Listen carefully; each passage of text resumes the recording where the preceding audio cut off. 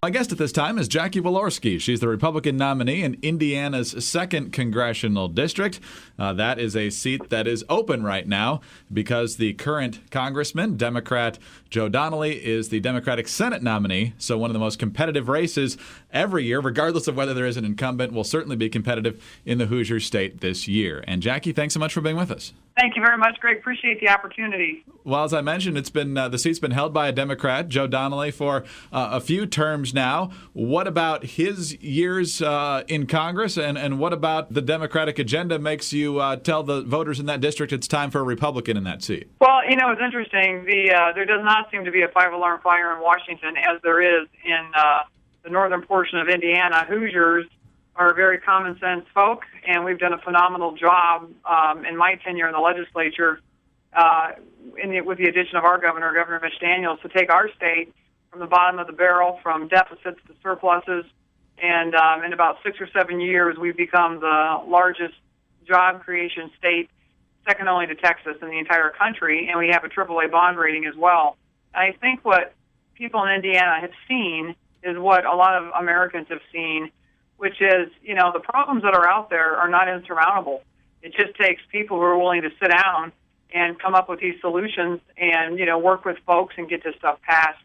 And I think that, all the rhetoric and the things that we're hearing, out there in the field right now, people are pretty much fed up with listening to the political rhetoric. They want people who will be an independent voice for them, who will come to the table and create the opportunity for private sector to hire and get the regulations off their back. Keep a fair field when it comes to, incentivizing low taxes and the things like we've done in Indiana. So our message, and my message for sure, Greg, on what we've been able to do in our state and use that as a model for the federal level has been resonating with voters. One of the biggest issues, of course, in this campaign season, certainly facing our nation right now, is the amount of debt we have accrued. If we haven't hit $16 trillion, we're about to do it any day now. And so what would be your approach to tackling this mountain of red ink that we keep seeing go higher and higher? When you look at these things like debt, this is no time for the weary, and this is no time to run from these mountains that have accumulated in our country.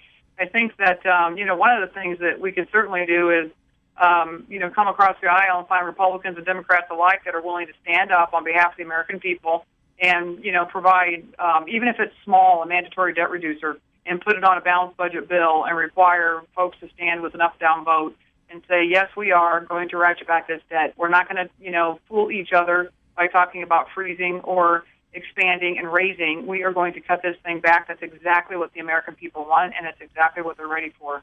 Might be hard to put yourself in this situation since you weren't actually there. But last summer, of course, there was a big showdown over raising the debt ceiling. The cut, cap, and balance bill was very popular, but ultimately the Republicans compromised with the Democrats on something that didn't go that far. Those who supported Speaker John Boehner said it had to be done because there had to be a responsible approach to not allow defaults. Others say that he gave way too much ground, ended up with the sequestration that now threatens our armed forces spending. So where would you have been in that debate last year? When I do have the opportunity, if I'm given the opportunity to ever have that opportunity in front of me, I will never vote to increase the debt in this nation. And I think that we're fooling ourselves if we were going to say that we can actually freeze it. You can't freeze debt. The inertia is so powerful, it continues to move it forward. What you can do, which I think needs to happen, is we need to have an honest bill that has a mandatory debt reducer on it that says, even if it's 1 or 2%, that we're keeping our word with the American people and that we're actually moving something back. And those are bold, courageous votes that people in this nation are going to have to think about and at some point take. But I think that when you do right for the sake of right for the American people, they stand with you. And that's what I'm hearing in this district. So not to put words in your mouth, I just want to be clear. You're saying you're a vote against any future debt ceiling hikes? Yes. On to the president's health care plan now. Critics of it, which I know you are, they lost at the Supreme Court. And so now it turns to see what the election results may be this year. If, in fact, Republicans hold the House, win the White House, take the Senate, which is a lot to accomplish. But if you can do that, how high should this be on the legislative agenda? Couldn't be quick enough for me. I'm going to stand on the side of vocally and visibly supporting the entire repeal of Obamacare. And for several reasons, and one is that it raises taxes on Americans. It hurts senior citizens, and one of the things we've been hearing just fast and furiously the last couple of weeks is that it robs over $700 billion from Medicare to pay for the Obamacare program. And I can tell you that we can't, in the 2nd District in Indiana, we cannot stand by and allow anybody to vote for tax increases on the middle class. You know, we have several manufacturing niches in this district, and one of them is the orthopedic industry for senior citizens for the replacement parts for people. And when you look at the medical device tax, that insidious tax that literally decimates an industry that we should be incentivizing because it's a niche market, since we haven't reached the ultimate climax of the baby boomer generation. We have a market that should be employing people for 20 or 30 years in this state that is literally trying to survive. And it's not the competition from the industry that's making this thing suffer. It's fighting the government over allowing a niche market to thrive with these orthopedic manufactured pieces. We had a meeting just a couple of weeks ago where our CEOs of these leading manufacturers around the country said within 5 years, the medical device tax will force these companies into foreign countries to be producing what's really high quality, high class, and pieces, but also high tech paying jobs. So for us, you know, you're looking at a tens of thousands of job killer with that medical device tax that I think is just purely insidious. Jackie, last question. You've told us why you believe you should be elected to Congress. Why is Brendan Mullen, the Democratic nominee, worst choice for the voters in your district? I would tell you, first and foremost, he doesn't live here. He is not from here. He's a Washington insider, and they recruited him to run for Congress. He's received somewhere around $14,000 from Nancy Pelosi.